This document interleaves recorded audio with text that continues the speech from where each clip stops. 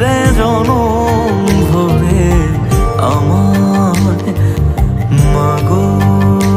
তোরে পাগল ছেলে রইবে রে রোজ তোরা চুলের ছায়ায়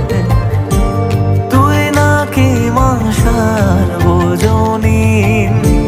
তোর কাছে নয় কিছুই কঠিন তোর ওই দুটি চরণ তলে থাকবো আজীবন শ্যামা মা তোর চরণ ধরে থাকতে দিস রে জনম ভরে আমার